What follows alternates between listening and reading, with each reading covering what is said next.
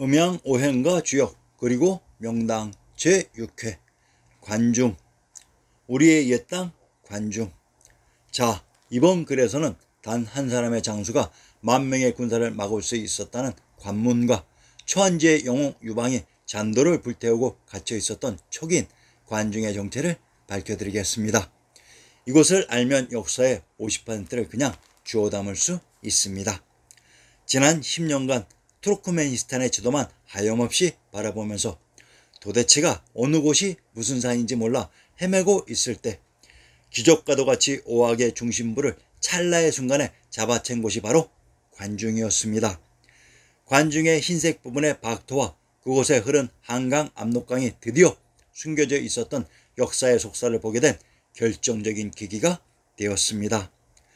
관중의 관문이란 산과 산 또는 협곡과 협곡에 쌓은 문으로 그곳 이외에는 다른 길이 없는 외통수에 있었던 곳이 바로 관문입니다. 관중, 화산, 금강산과 한라산의 경계를 따라 맨 밑부분 한수가 나오는 입구를 살펴보시기 바랍니다. 그곳이 강진, 청주, 무주, 양양, 단양 지역으로 그 한수가 압록강이며 이곳 하구에 한 명의 압구정이 있었습니다. 역사 속 한양이 장안이라고 했습니다. 그러면 이 한수를 따라 역으로 거슬러 위로 쭉 올라가다 보면 가운데 부분에 강의 왼쪽 편으로 넓은 평지가 등장합니다. 자, 이곳이 바로 금강산과 한라산, 화산인 삼각산이 만나는 지점인 관의 중심인 관중으로 이곳이 바로 당군 왕검의 왕검성, 하나라의 양성, 상은나라 소주의 궁실 및 진시황제의 아방궁, 한고조 유방의 장락궁과 장양궁, 수나라의 인수궁과 당나라의 구성궁 및 조선의 건장궁, 경복궁 등이 있었던 구중궁궐의 터입니다. 이곳이 봉황이 회를 치는 봉상이며 우리의 역사를 난생신화로 만든 알토 알단의 오르도스이며 이곳에 있었던 성이 국내성이었습니다. 참으로 대단합니다. 우리 역사 속 금강산과 한라산, 화산인 삼각산의 협곡이 관중이었을 줄은 꿈에도 생각하지 못했습니다. 이곳 관중의 넓은 터가 바로 화산인 삼각산 밑에 양지인 화양의 촉이었습니다. 한양장안이 바로 촉이었던 것입니다. 관중 또는 관중본지, 관중평원은 역사적으로 북쪽의 소관, 동쪽의 함곡관, 남쪽의 무관, 서쪽의 대산간 사이를 가리키는 지명으로 현재의 중국 산서성 중부와 허난성 서단을 포함한다. 자, 이 중 관의 중심 철문관과 동쪽의 함곡관, 남쪽의 무관의 지명을 밝혀봅시다. 철문관, 철문관이란 철성에 있었던 문으로 이곳이 천문관이기도 합니다. 구중궁궐의 터 위쪽 화산의 좌측편이 바로 대진국발의 공국자 대조영이 넘은 천문령입니다. 그곳의 관공서가 금성 천부였습니다. 철문관은 비단길에서 천산남로의 중요한 요충지로 흉노적의 침입을 막기 위해 진나라 때 처음 설치되었다. 지금의 철문관은 최근에 다시 지어진 것이다. 7세기 중엽 당나라의 고승인 현장의 여행기인 대당서역기와 8세기 해초의 왕오천 축국전의 행로에서도 철문관을 거쳐 안국으로 갔다 하고 기록되어 있다. 철문관을 거쳐 안국으로 갔다고 합니다. 안국이 어디였을까요? 바로 안주입니다. 이곳 안주가 장안이 시작된 풍읍의 고죽국으로 이곳에 있었던 성이 개성이며 안시성입니다. 안주는 천조인 비단금자의 금성과 천왕님이 계셨던 용성이 있었던 곳으로 대주영은 이곳 천문령을 넘어 그곳에 대진국발해를 건국했고 당 현종은 안사의 난으로 그곳 관중 장안의 건장궁으로부터 천문령을 넘어 대진국발해로 몽진을 갔던 것입니다. 우리는 지금까지 제대로 속아왔던 것입니다. 당 현종의 건장궁이 있었던 장안이 바로 촉이었습니다. 이곳에 한고조 유방이 항우로부터 봉지를 받으면서 관중에 갇히게 되는 것입니다. 함곡관, 역사상 함곡관이라 하면 크게 두 군데가 존재하는데 진나라 시절의 원조 함곡관은 허남성 샤먼샤 링바오시 항구간진 북쪽 황하 근처 협곡 지대로 더 서쪽으로 가면 동관이 있다. 한모제가 새로 옮긴 이후에 함곡관은 로양시 신안현 동쪽 류안의 신안함곡관 유지이다. 현재 중국에서 설치한 함곡관 관광단지는 전국시대 시절의 구 함곡 자리에 위치해 있다. 함곡관이란 함곡이라는 지명에 있었던 관문인데 도시를 달리하여 옮기면 이름이 달라져야 될 것입니다. 실상은 구함곡 홍론과 신함곡 신안은 동일한 지역이었습니다. 역사적으로 동일한 위치의 지명을 나누어 조작하면서 이러한 일이 발생하는 것입니다. 구중궁궐의터 북쪽 화산 너머부터 우측 지역이 바로 낙양입니다. 신함곡관은 한관이라고 합니다. 이곳 관중이 바로 한양 한성입니다. 구함곡관의 동관과 신함곡관의 신안의 정체를 밝혀봅시다. 동관, 고전 번역원의 다산 신문집을 인용합니다. 듣자니 지금 화성부에 단단한 초롱성을 쌓고 있다던데 날듯한 누대 무지개에 닿아 있고 화려한 누각에는 교룡을 부렸구려. 건업에 강산이 수려하고 신풍에는 초수가 무성하지. 왕릉에 상스러운 기운 서려 있어 일만주 소나무를 해마다 심는다오. 정약용이 읊고 있는 화성부의 초롱성이 바로 관중의 진나라 봉상형인의 홍성이며 철문관의 중심 금성의 철성으로 도보의 이성에 대한 동관리라는 시가 남아있습니다. 병사들은 어찌 그리도 고생스럽게 돈광길에서 성을 쌓는가. 큰 성의 견고함은 강철도 그만 못하고 작은 성의 높이는 만장이 넘는다네. 종도전의 성은 초롱성 청길이나 녹구와 똑같은 말을 하고 있습니다. 이곳 금성인 국내성의 철성에 두보시의 무대 동관이 있었습니다. 금성, 철성, 초롱성은 한양인 장안의 구중궁궐의 터의 한성, 국내성이라고 했습니다. 그래서 신함곡관을 한양에 있었던 관문인 한관이라고 하는 것입니다. 신안, 신함곡관이 있었다고 하는 신안의 지명도 살펴봅시다. 경상도 성주의 군명을 신안 경산이라고 합니다. 경산이란 경도인 서울에 있었던 산이라고 했습니다. 한양장안이 있었던 곳이 신도로 이곳이 경산을 가운데 두고 경도인 서울의 신도와 반대편에 위치되어 있었습니다. 그래서 신함곡관이 한관인 한양의 지명이 등장했던 것입니다. 한양 장안에서 화산의 좌측 천물령을 넘으면 그곳의 좌측에 경도인 서울의 개성이 있었고 우측으로는 낙양이 펼쳐졌던 것입니다. 무관, 한고조 유방이 진나라의 아방궁이 있었던 한중을 공격하기 위해 대기하고 있었던 장소가 무관의 패상이었습니다. 그 위치를 찾아봅시다. 무관은 관중의 섬수에 있었다고 합니다. 무주에 있었던 관이 무관으로 무주는 왕부의 중심 제왕의 성이 있었던 관중 지역으로 섬서는 연나라에 있었다고 합니다. 조선시대 이곳 관중의 연나라 지역에서 왕을 하시던 분이 바로 연산군입니다. 철옹성, 쇠금은 쇠철과 동일한 지명으로 관중의 구중궁궐의 터를 지키는 금성, 철성을 철옹성이라고 합니다. 우리의 옛말에 등장하는 그 철옹성입니다. 조선의 개국공신 봉화백 종도전이 팔경시를 지어 바쳤는데 원 제목은 신도 팔경의 시를 올리다이다. 신도란 태조 이성계가 명조선 건국 후 3년 후에 천도한 바로 한양 장안입니다. 신도 팔경시의 제2수를 인용합니다. 도성과 궁원, 성은 철옹성 청길이나 높고 구름은 복례 오색으로 둘러뜨다. 연년이 상온의 꾀꼬리야 꽃 세세의 도성 사람들이 유락하도다.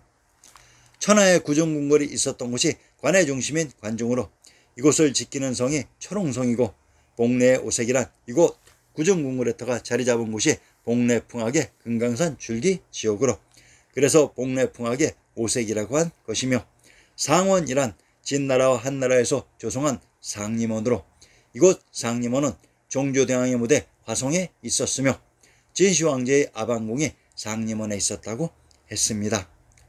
화산곡, 춘정 병계랑 문집 화산곡을 인용합니다. 화산 남쪽 한강 북쪽은 조선의 승지이니 백옥경의 황금궁궐 같아 평탄하게 사통오달 했네. 봉황이 우뚝하고 용이 나는 듯 하늘이 지은 형세 음양을 경유하니 아 도읍의 광경 그 어떠한가. 태조와 태종께서 창업하여 법도를 끼치시니 지켜나가는 광경 그 어떠한가. 화산 남쪽 한강 북쪽의 평지가 역대 왕조의 궁궐들이 있었던 성지로 태조 태정이 창업한 곳은 바로 화산 삼각산 아래의 한양장안의 촉이었던 곳으로 이 화산곡에 봉황이 우뚝하고 용이 나는 듯이라고 알려주고 있고 그 봉상이라는 말의 어원을 분명히 밝혀주고 있습니다. 이곳이 바로 진나라와 정조대왕의 무대 화성의 봉상이었습니다. 화산의 남쪽 한강의 북쪽 넓은 평지 지역이 태조 태종이 창업한 조선의 성지인 구중궁궐의 토 지역이었습니다. 이곳이 바로 관중입니다. 촉산 시 제목을 잃어버렸으니 양해 바랍니다. 악독한 조룡 입을 벌려 한꺼번에 6나라 지우 삼켰네. 아왕궁은 하늘과 가지런하여 촉산의 꼭대기를 내리 눌렀네. 오후의 사이에 화가 일어나 하루아침 항우와 유방에게 바치었다오. 진시황제의 아방궁이 촉산의 꼭대기를 내리눌렀다고 했습니다.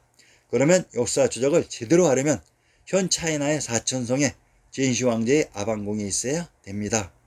참으로 차이나의 지명 주작도 눈에 훤히 보입니다. 이 촉산이 바로 화산입니다. 화양을 촉이라고 하며 이곳에 있었던 산이 화산으로 한양장안의 진산 화산 삼각산이 바로 촉산이었습니다. 역사 속 그곳 화산의 삼각산에 진시황제의 아방궁이 있었다네. 촉도난 200. 자, 이제 명시선 이태백의 촉도난을 인용해 이분이 어떠한 경로로 관중인 한양장안으로 갔는지를 추적해 봅시다. 아이쿠 아찔하게 높고도 험하구나. 촉으로의 길 어려워라. 푸른 하늘 오르기보다 더 어렵구나. 관중 땅 진과 내항길이 없었고 서쪽 태백산 세 길 따라 겨우 아미산 올랐네. 서쪽 태백산이란 금강산을 묘양산 태백산이라고 했으니 이태백이 금강산의 남부 김해금능의 한수 출구에서 출발하여 북쪽의 관중으로 향하고 있습니다. 물론 이분의 동쪽은 영주산인 한라산이 됩니다. 이태백은 금강산인 태백산의 세 길 따라 올라가고 있었습니다. 그런데 태백산의 금강산을 아미산이라고 합니다. 하늘 높다란 사다리 절벽에 매단 잔도만이 고리같이 길대신 이어 줬노라. 아래는 암석 절벽, 치는 물결과 엇꺾여 흐르는 억센 물흐름, 무서운 길 미끄러운 바위 오를 수 없고 금강산과 한라산이 만나는 경계 부분의 계곡에 한강물이 세차게 흐르므로 그곳으로는 가지 못하고 산의 중턱에 잔도를 만들어 관중으로 갈 수밖에 없는 정황을 엿볼 수 있습니다. 촉으로 가는 길 가기 어려워라. 푸른 하늘 오르기보다 내닫는 여울과 튀는 폭포수 서로 다투어 소란 피우고 벼랑을 치고 돌을 굴려 온 골짜기 우레소리 울리네. 지도에 있는 산의 형세만 보아도 상귀의 정황들을 쉽게 엿볼 수 있습니다. 한 사람이 관문 막으면 만 명이 뚫지 못하리. 몸 축혀 세워 서쪽 바라보며 길게 탄식할 뿐이로다.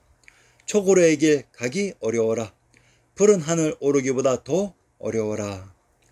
자, 금강산의 남부 김해금능을 출발해서 금강산을 따라 관중으로 향하는 여정이 촉도로 이곳 등정의 어려움을 지도 화면만으로도 확인할 수 있습니다. 이곳이 역사 속 관중이라는 것이 100% 확실한 것입니다. 도보의 진주 동고. 도보의 관중의 장안에 대한 읊은 시 중에 망망한 망겹의 산 성 하나 홀로 산골짜기 사이에 있어라. 바람도 없이 구름은 요새에서 나오고 밤도 아니거들 달이 관문에 찾아든다. 망망한 망겹의 산 사이에 관문들이 질비하니 장안의 다른 이름이 관중입니다. 그 망겹의 산 사이로 100둘의 강이 있다는 것입니다. 도보의 시 제목의 진주가 바로 관중의 청주였습니다. 도보 진주 동곡의 무대가 이곳 관중이며 이곳이 바로 한양장안이었다는 것을 느끼실 수 있을 것입니다. 망망한 망겹의 산이 바로 화산, 금강산, 한라산이었습니다. 북교의 목마, 봉화백 종도전의 신도팔경시의 제8수를 인용합니다. 8째, 북교의 목마. 바라보면 저 북교 숫돌과 같은데 봄이 오면 풀은 무성하고 샘은 달구나. 만마가 구름처럼 모이고 까치처럼 날뛰는데 모기는 멋대로 서로 갔다 나무로 갔다 하도다. 한 줄을 그대로 인용합니다. 장안성의 북쪽 교회는 숫돌에 깎아놓은 돌같이 맨들맨들하지만 봄이 되면 풀이 무성하고 샘이 달다하고 했습니다. 망망만중산에 겨울 내내 쌓인 눈들이 봄이 되면 녹아서 온천지가 물천지가 되어서 그 숫돌산이 풀이 무성하고 군데군데 샘들이 철철 흘러넘치는 전경이 눈에 선하게 그려집니다. 장안성 북쪽 교회 숫돌에 깎아놓은 돌같이 맨들맨들한 곳이 바로 한라산의 정상 부분 두무하기였습니다.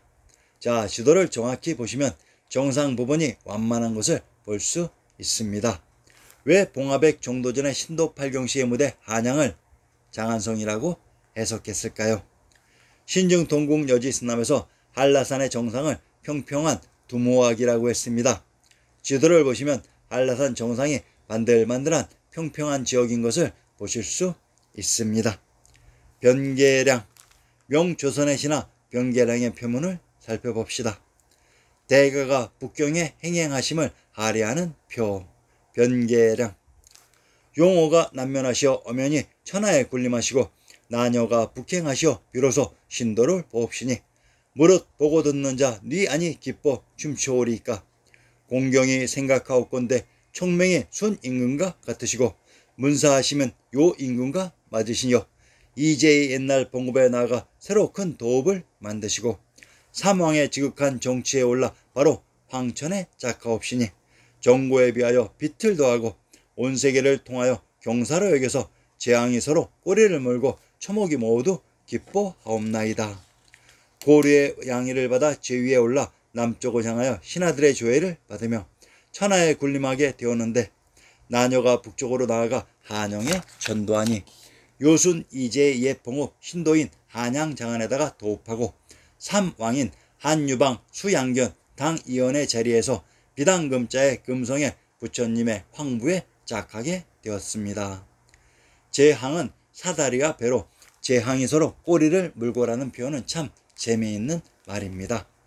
중앙조정의 행사가 있어서 천하의 사절들이 관중의 중앙으로 모여드는 사정을 이야기할 때 항상 등장하는 말입니다. 그런데 왜 사다리가 필요할까요? 관중인 장안 한양이 만중산의 가운데 있기 때문에 배를 타고 이동하지만 군데군데 잔도에 사다리를 올라타야 지름길로 갈 수 있기 때문에 사다리와 배가 서로 꼬리를 물고 계속 이어지듯이 사절단이 이동하는 것을 말합니다. 천지사방에서 대산맥의 험고를 뚫고 흐르는 관중의 한강 압록강의 급류의 강을 그 강의 양안에서 밧줄로 그 배를 끌어가고 급류에 휩쓸리지 않게 그 배를 끌어당겨 버텨내고 해서 관중에 흐른 그 강을 따라 올라가고 따라 내려가는 행렬이 선명히 그림으로 그려집니다. 이것이 바로 관중이었습니다. 자, 역사 속의 실제 관중의 모습을 보신 소감들이 어떻습니까? 자, 이제 이곳 우리의 역사 무대에서 본론인 음양오행의 이야기 속으로 들어가 보겠습니다.